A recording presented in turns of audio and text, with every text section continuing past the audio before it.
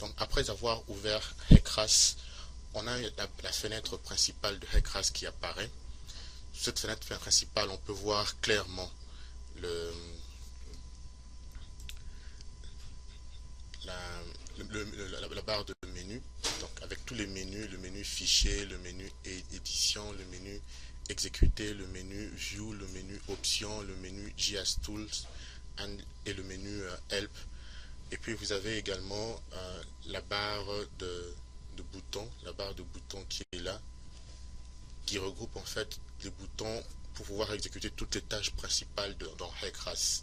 On va généralement utiliser ces deux barres, donc la barre des menus qui est là-bas, ainsi que la barre des boutons pour pouvoir exécuter différentes tâches dans HEC-RAS. Alors, donc, on a par exemple le menu fichier. Le menu fichier va permettre d'ouvrir, de créer et de sauvegarder un projet, par exemple, donc tous les projets avec extension. Chaque fois qu'on va créer un menu fichier, à ce niveau-là, à cet endroit-là, on aura souvent le nom du fichier, le nom du projet qui sera inscrit ici, et puis là-bas, on placera le chemin d'accès de ce projet. Alors, le menu Edit, menu Édition, va permettre de spécifier les données importantes de base qui décrit le système hydrographique qui va être modélisé, ainsi que les conditions de débit dans ce système. Donc, le menu Édition. Alors, on a par exemple, je peux cliquer le menu Fichier, New Project, c'est pour créer un nouveau projet. Open Project, c'est pour ouvrir un projet qui existe déjà. Et puis, vous avez les différentes autres fonctions pour pouvoir sauvegarder les projets. Save Project ou bien Save Project As. Pour pouvoir effacer le projet. Pour pouvoir obtenir un résumé du projet, c'est-à-dire vous donner en fait quand est-ce que le projet a été créé, le projet parle de quoi. Donc, on verra comment on peut renseigner la description du projet pour que ça puisse apparaître. Vous avez une fonction qui permet d'importer des données de HEC2, parce que HEC2 c'est en fait le premier modèle RAS qui travaillait en mode DOS. C'est un premier modèle qui permettait de faire des analyses de rivières.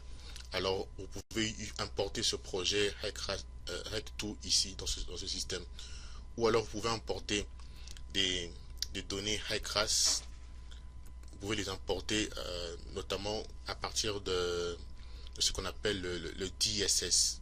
Le DSS, on en parlera un peu. C'est un peu un centre de transfert qui permet de transférer des données entre deux logiciels HEC. Par exemple, si vous pouvez transférer des données de HMS vers HEC-RAS en utilisant le DSS. Donc c'est en fait cette fonction qui va vous permettre d'importer les données venant de HMS en passant par le DSS. De même, vous pouvez, avec cette fonction ici, Export to HEC DSS, vous pouvez exporter les données de RAS vers HMS. Par exemple, vous pouvez pouvoir faire des calculs, ou bien les données de HEC-RAS vers le ResSim. Le ResSim, c'est un logiciel de simulation des barrages, des simulations des réservoirs et tout ça. Donc vous pouvez exporter ça vers là-bas et pouvoir faire des analyses hydrauliques. Alors vous avez le RAS Mapper. Le RAS Mapper, c'est un logiciel, c'est la partie justement qui va permettre de faire un mapping, par exemple d'une zone inondée, ou bien d'exporter la géométrie. Par exemple, ça joue à peu près le même rôle que le GeoRAS. Donc ça exporte la géométrie et ça permet de visualiser sur une carte plus ou moins les sections géométriques ainsi que les vues en plan et les positions des sections exportées. Alors vous avez le menu édition. Dans le menu édition, vous pouvez modifier les différentes données géométriques, les données des sections que vous entrez en utilisant la commande géométrique data. Donc en géométrique data, quand vous cliquez dessus, vous allez voir, ça permet de modifier une section. Vous allez voir, on va utiliser ça aussi énormément. Vous avez l'autre, la commande steady flow data, qui permet de modifier les paramètres de l'écoulement permanent. Vous avez quasi unsteady flow qui permet de modéliser les écoulements quasi permanents avec notamment un analyse de sédiments. Vous avez unsteady flow qui permet de modéliser, qui permet d'entrer, d'éditer, de modifier les données relatives à l'écoulement non permanent. Vous avez Sediment Data qui permet d'entrer des données pour pouvoir faire une analyse de sédiments, pour modifier les sédiments. Vous avez Water Quality Data qui permet d'entrer ou modifier les données pour l'étude de qualité de l'eau, par exemple. Alors, à part ce menu, vous avez le menu Run. Le menu Run, c'est un menu qui permet d'exécuter en fait, d'exécuter les différents scénarios comme on avait dit. On peut exécuter le scénario en mouvement permanent, faire une analyse en mouvement permanent. On peut faire une analyse en mouvement quasi permanent. On peut faire une analyse des sédiments.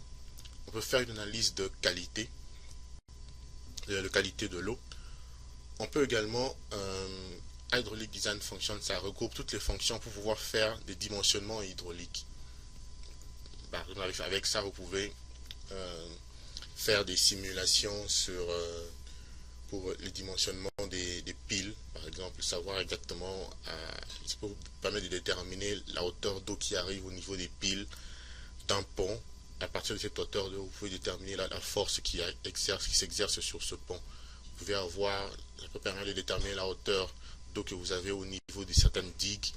Et à partir de cette hauteur d'eau, vous pouvez dimensionner la digue au renversement, si vous le souhaitez. Et vous avez une autre fonction ici, Run Multiple Plans, qui permet d'exécuter plusieurs scénarios en même temps. Donc, on peut définir plusieurs scénarios en même temps et les exécuter avec cette commande ici. Alors, vous avez également le menu View. Le menu View va permettre de visualiser les sections transversales. Donc, cross-section, ça veut dire section transversale. Ça permet de visualiser les sections transversales du cours d'eau ou bien du collecteur qu'on est en train de modéliser.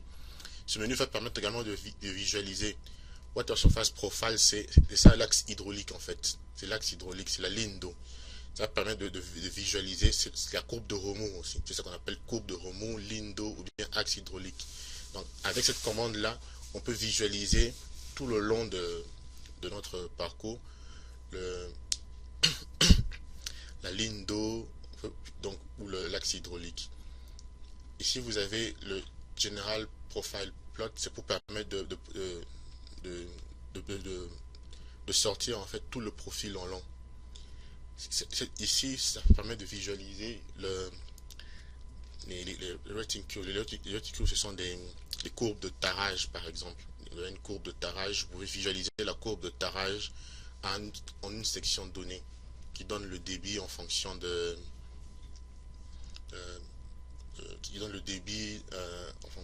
la section de la section, si je peux dire. Et vous pouvez ici pouvez donc afficher une section avec x, y, z en perspective, c'est-à-dire en 3 dimensions. Cette fonction vous donne les hauteurs d'eau ainsi que les débits. Donc en fait, ça vous donne un peu l'hydrographe, c'est quasiment l'hydrogramme à une section donnée. Alors vous avez tout ça ici, vous avez cette fonction permet d'afficher les différentes tables détaillées qui donnent tous les paramètres de l'écoulement, tous les calculs que ça fait. C'est généralement dans cette section que vous irez chercher les résultats dont vous avez besoin pour faire votre analyse hydraulique. Et puis vous avez cette fonction qui permet de déterminer un résumé de tous les résultats trouvés. Alors le DSS Data ici que vous voyez, ça permet justement d'ouvrir ce DSS. Donc le DSS, comme j'avais dit, c'est le centre d'échange des données entre les logiciels REC.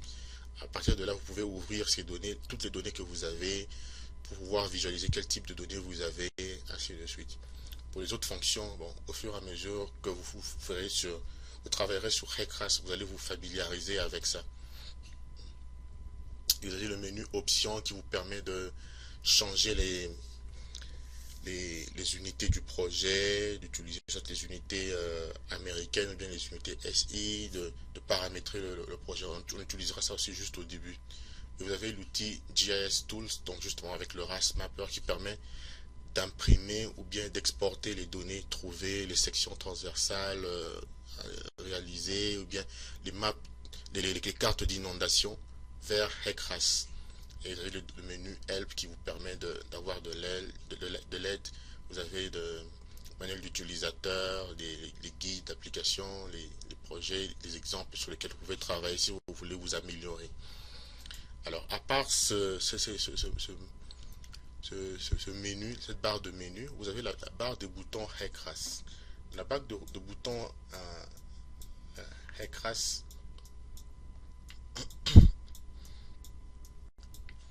cette barre de boutons regroupe en fait les boutons les plus utilisés, les plus essentiels dans HEC-RAS.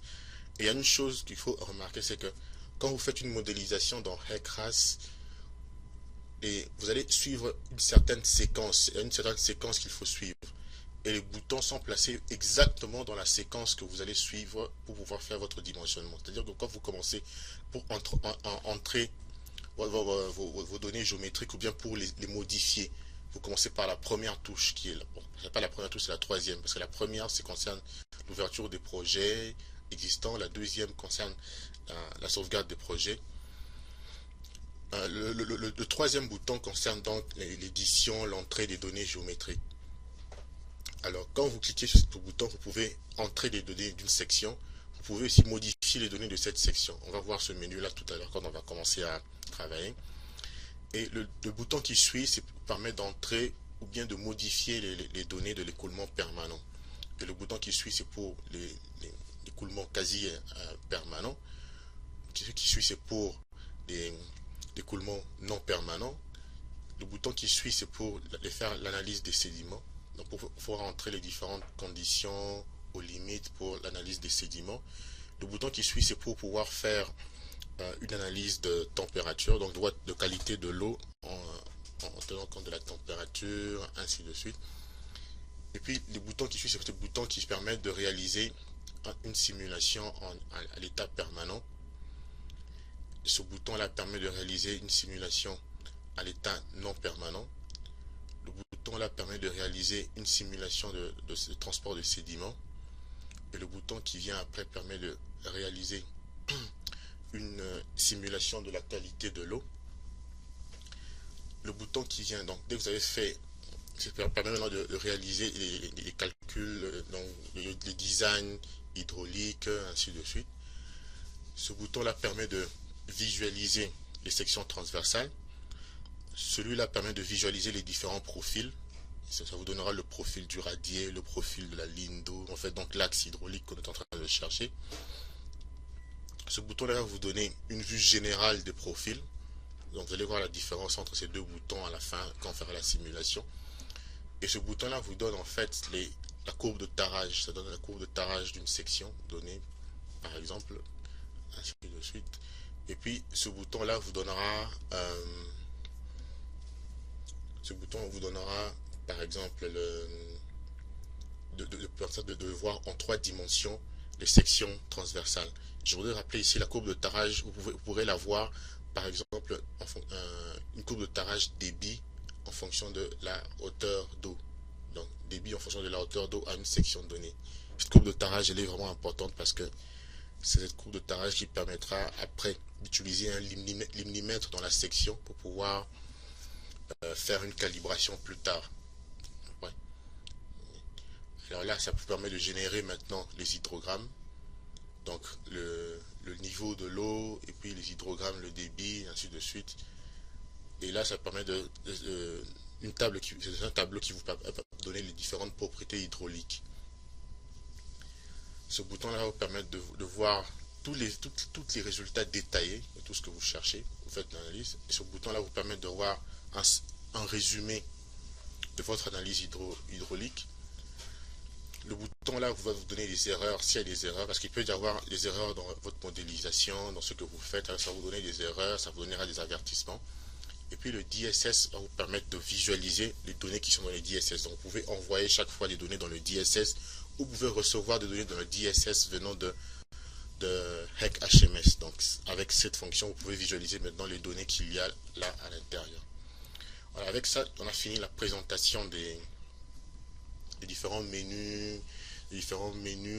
boutons qui sont utilisés dans HEC-RAS. Nous allons passer maintenant à notre projet. Donc nous allons commencer par faire le paramétrage du projet. On va paramétrer le projet. Après avoir paramétré le projet, nous allons entrer les différentes données du projet. D'abord, nous allons faire entrer la section transversale. Après avoir entre les différentes sections transversales et les pentes, nous allons exécuter notre projet, voir entrer les conditions aux limites, avant d'exécuter le projet, entrer les différentes conditions aux limites. Et pour les conditions aux limites, je voudrais vous rappeler que il faudrait voir chaque fois que si l'écoulement est fluvial, on fait le calcul en partant de la section de contrôle qui se trouve dans ce cas en aval et en remontant vers l'amont. C'est la méthode, je vais vous rappeler la méthode Direct Step, Standard Step Method. Donc on fait le calcul de l'aval en remontant vers l'amont dans le cas d'un écoulement fluvial. Dans le cas d'un écoulement torrentiel, la section de contrôle se trouve en amont. Alors on fait le calcul de la section de contrôle, c'est-à-dire de l'amont vers l'aval.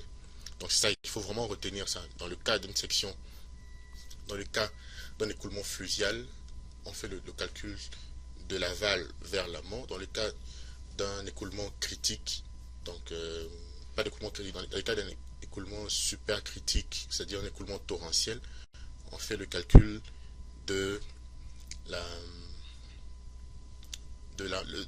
l'amont vers l'aval. Donc c'est pour ça que la première des choses quand vous faites cette modélisation, ce sera de déterminer en fait, de calculer votre hauteur uniforme, de calculer votre hauteur critique et de vérifier si de comparer cette hauteur uniforme avec cette hauteur critique afin de déterminer dans quel cas vous êtes pour pouvoir faire votre dimensionnement. Voilà.